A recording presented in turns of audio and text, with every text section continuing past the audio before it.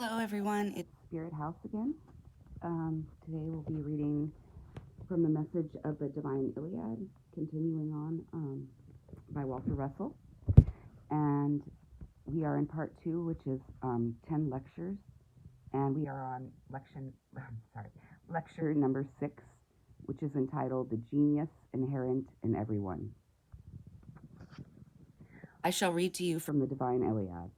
I wish these words to be burned into your consciousness because they are fraught with much meaning. Man is light when he knows that he is light. Through my light alone can man know me.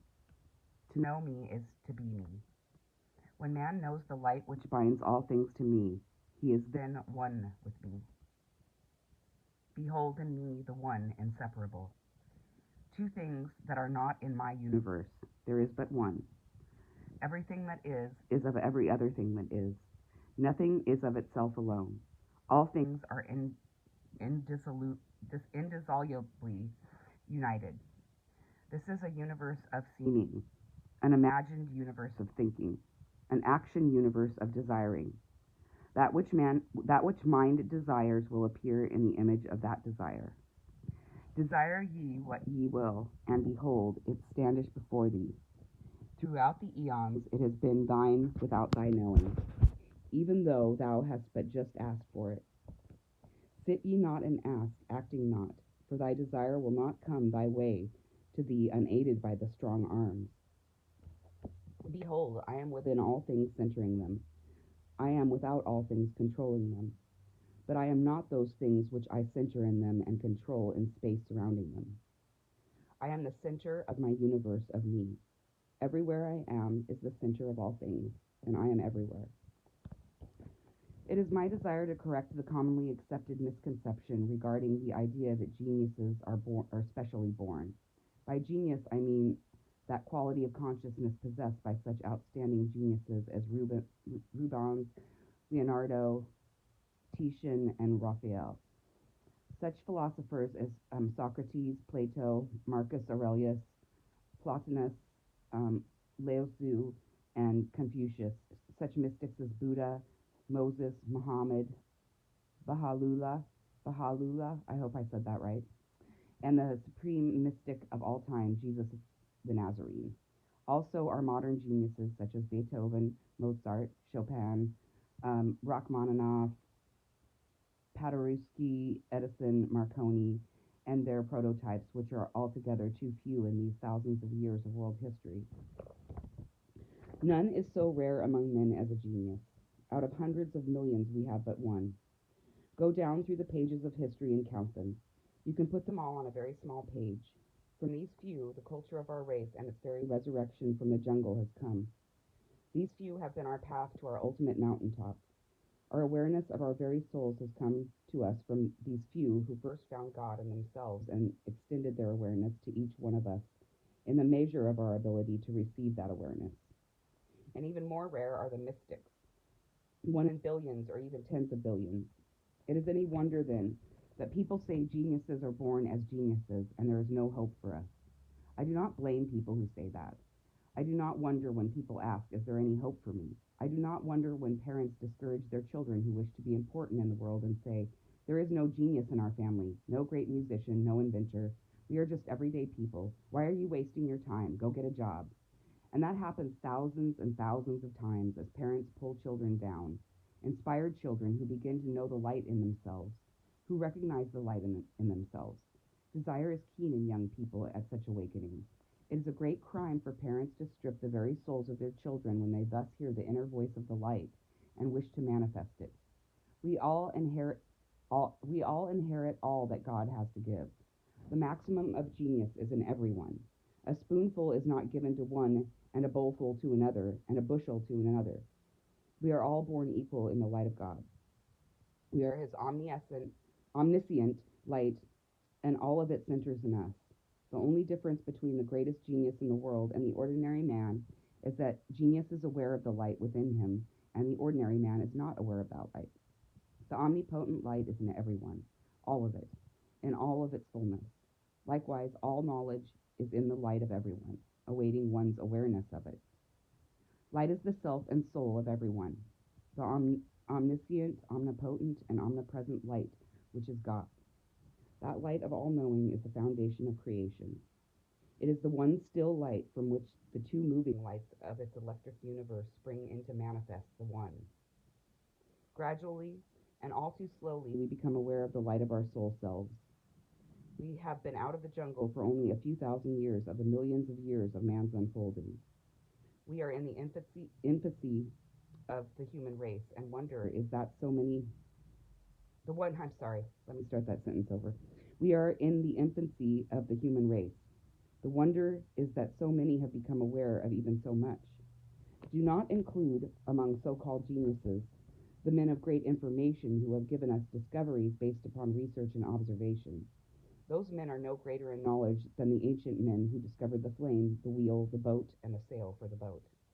They are greater only in their greater amount of information and their skills gained from greater powers of observation and will to work. All material civilization has grown from a material standpoint. The early discoverers of the boat, the sail, the wheel, and the plane were but keen observers of material phenomena. More specialized observation, research, and reasoning from such observation has brought us to where we are now. We have but multiplied our power of observation of material phenomena. While thus multiplying our ability to observe, we have multiplied our reasoning and thinking powers and our skills for the purpose of learning how to put more things together and take them apart. While learning the how, we have never learned the why or what. That is why science today has so little knowledge of cause. It produces effects but cannot tell the why of those effects. The greatest living scientists do not know what electricity is, nor can they define gravitation, magnetism, light, life, energy, nor the construction of matter. Their theories in these respects are but wild guesses, which are so often changed that scientific textbooks become obsolete in a few years. For those reasons, the world of today is well informed with observed effects and skills in the use of materials, but has practically no knowledge. Effects of motion cannot be known because they are transient, changing, evanescent things. They can but be comprehended. Knowledge lies in cause, and until we know cause in the why of things, we have no knowledge. What are we today? Information and skills have put us where we are now, not knowledge. Knowledge is the omnipotent, omnipresent, and omniscient light. That light is within everyone and everything to its fullest extent. It is in every cell of one's body, centering it. It is in the magnetic poles of everyone, controlling them. You may have the light of all knowledge for the asking. Knowledge is cosmic. It is universal. Desire what you will of it, and it will unfold within you. You will suddenly become consciously aware of it by receiving a flash of inspiration. That flash is your answer. We are what we desire to be. We can be what we wish to be. If we make a plan of our own lives and if we make a plan of our own lives and desire that plan to be fulfilled, we will become that. And all the laws of the universe will help us to become that. Each step in the unfoldment of desire leads to new unfoldment. Desire to be great, and you will. Desire to kill, and you can also kill. The universe helps equally in either case. The universe works with each person to help him fulfill his desire, no matter what that desire is. We can make or break ourselves. Our lives are our own making. If we work with the law of balance, we achieve balanced results. If we break the law breaks us to an equal extent and immediately. I often say to groups, especially the salesmen's groups, to whom I have talked for many years, mediocrity is self-inflicted. Genius is self-bestowed. Take your choice. It lies with you. A genius is one who is conspicuously aware of the light in him, one who lives in the balanced rhythms of the God light. A genius is a co-creator with God. He is the bridge between man and God. The geniuses of the world give us our culture. They uplift mankind. A mystic is one who is more fully aware of the light. He is the supreme genius. Jesus, the one mystic of all time, can never be exceeded, but he can be equaled. The end of the journey of man is to equal Jesus in full cosmic consciousness of the light. On one of these evenings, I will tell you the story of the journey of man from the jungle to the light. All mankind will eventually have full conscious awareness of the light, whether he will or not. Even though he walks towards darkness, he must eventually turn and go the other way. He has no choice in the matter. When he has sufficiently punished himself by walking toward the dark, he will turn to ease his own self-inflicted suffering. Each one of us is walking either toward the dark or toward the light. The decision as to which way you walk is under your control. You are either seeking God or trying to escape from him. The genius or mystic who has found God lives in the world of inspiration. He is always seeking the ecstasy of the light. He lives in that wonderful ecstatic world of aloneness, and prefers to. He is never alone, for he is with God, thinking God, and creating with God. He is forever interpreting the inspiration of God's whisperings to him, whether they be in musical rhythms, inventions, poetry, or sculpture, or any product of industry. Every man who is inspired to manifest God worthily is expressing the measure of his own genius, whether he manifests it in the kitchen, in the workshop, or in running an elevator. One who is joyously and ecstatically working to the best of his ability to manifest God in him is expressing the genius in him. He is the one who is walking toward the light, the one who is trying to be worthy of the light. The one who is walking away from God is he who does not wish to be alone. He is afraid to be alone with God. He is afraid to be alone for fear he will run into God. He fears inspiration. He fears the inner voice speaking to him. If the inner voice ever so much as gets in a little word, he turns on the radio to drown it out. And if the music is not quick enough, he will seek for jazz, speeches, or advertising. He will turn the dial here and back again, changing from one place to another, turn it off and go out for a card game, or to the bar room to drink and seek pleasure for the body in company with other bodies like him. Such a man is not seeking God, he is trying to escape from God. Such a man is not walking toward genius. He uses every effort to find a way to get away from God the moment he finds himself in danger of being alone with his self. The genius is just the opposite.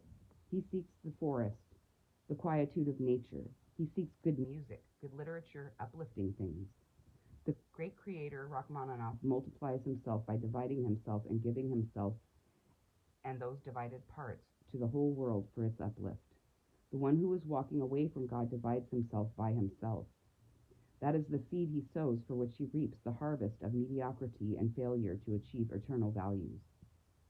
You who sit in an audience and hear Rachmaninoff and say, geniuses must be born, or there is no genius in me, or hear the music of Tchaikovsky or Beethoven, or any of the music which has the rhythms of heaven in it, the rhythms which make you forget your body as the composer forgot his body when he created it.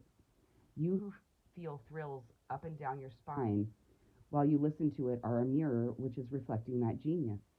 His inspiration is being reflected in you. You are being re-inspired by him.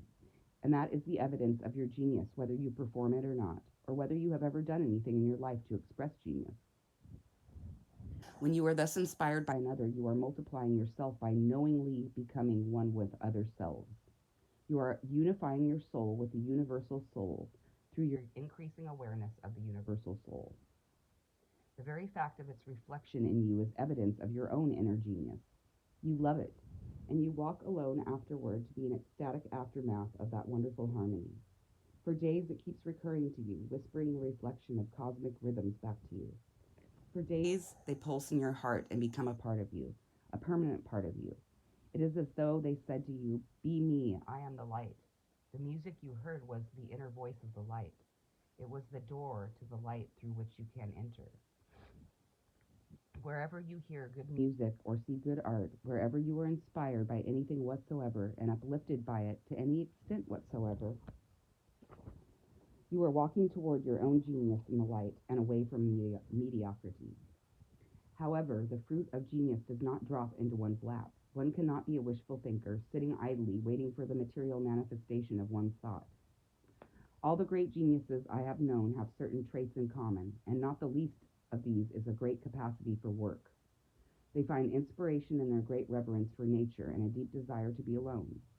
Their awareness of God is born in aloneness with self.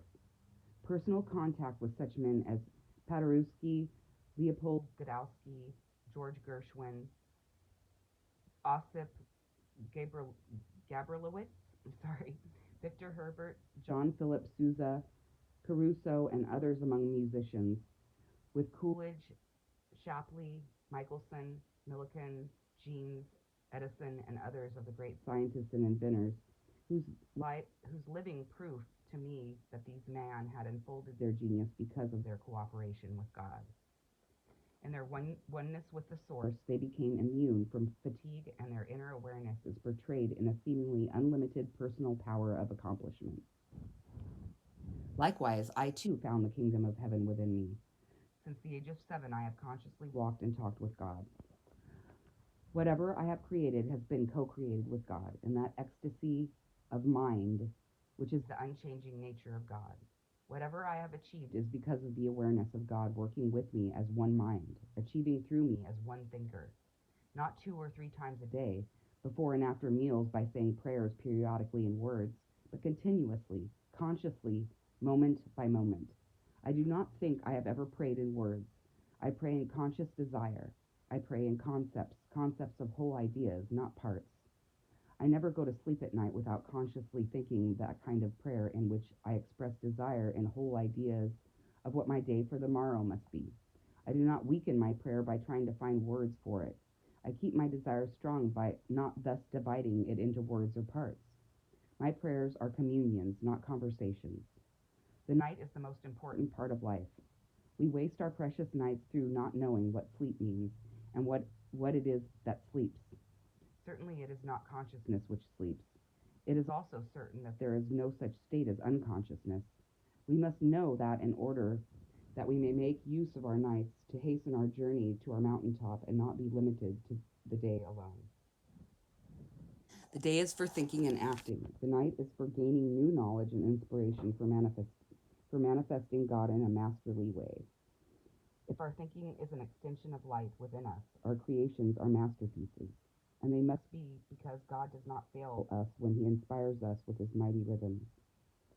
God does not allow mediocrity to pass through us when the ecstasy of our thinking reflects the ecstasy of his own thinking. The wholeness of God's knowing and the rhythm of his ecstasy within us makes us forget all time, forget all body, forget everything but the spirit within us. By so thinking, we unfold our genius. In like manner, we revitalize our bodies through the inner joyousness of mind, which insulates the body from toxins engendered by fears, worries, and the boredom of monotony. All who desire to thus awaken their inherent genius may do so by thus desiring to awaken it. How can I acquire cosmic consciousness, people ask? How can I become cosmically educated as you have? I have often been asked to tell of my illumination into that rare state of knowing which is known as cosmic consciousness. I have not formally attended school or university since the age of 9, but have had a super university education and training purely from the cosmos by walking and talking with God. Beginning at the age of 7, I have experienced cosmic illumination every May. For 10 days or more during these periods, I had to seek aloneness in the forest. The essence of these illuminating experiences was recorded by me and will soon be published as the Book of Early Whisperings. Every 7th year, these illuminations were very intense. In the 7th year, at 49, came the greatest of these periodic illuminations.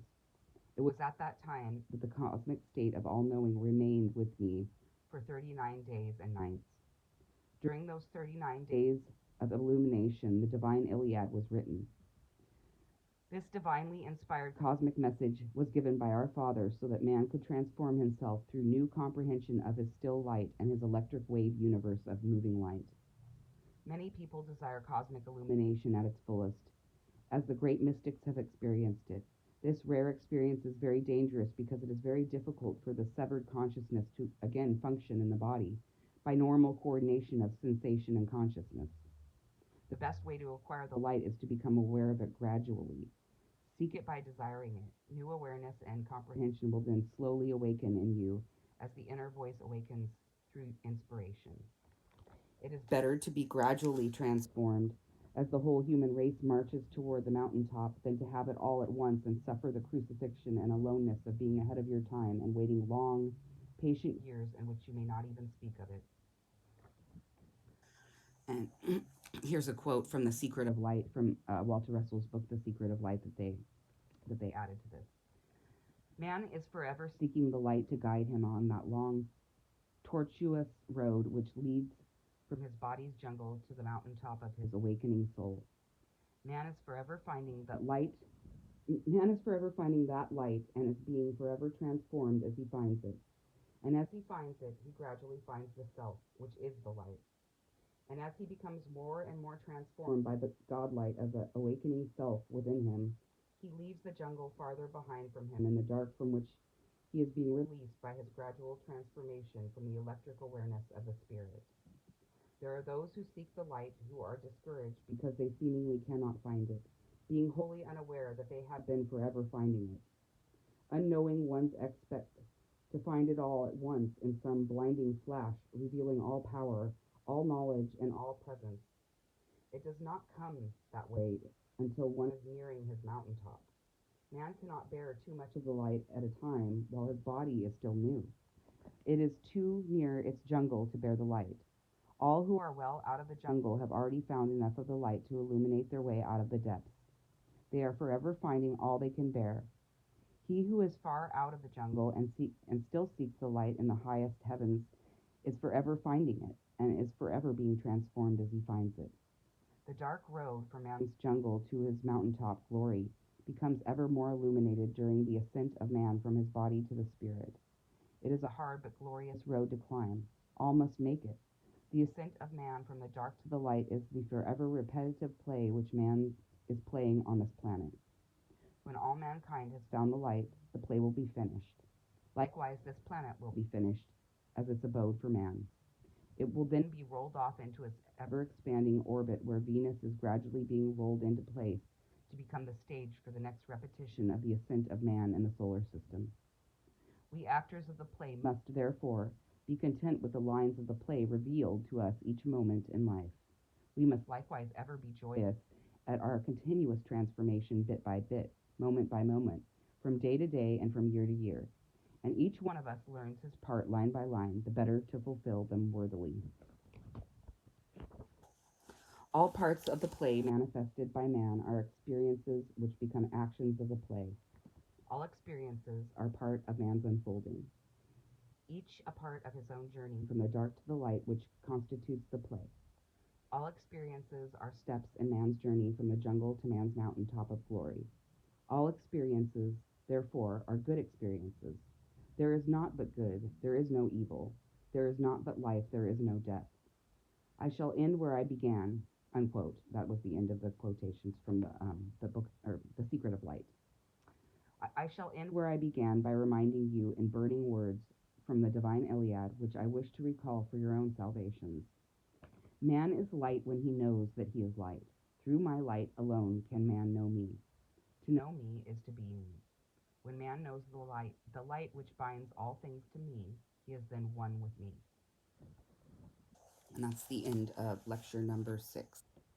Thank you. If you like what you hear here, or if you like my content, please like, share, and subscribe. I would appreciate it. Thanks.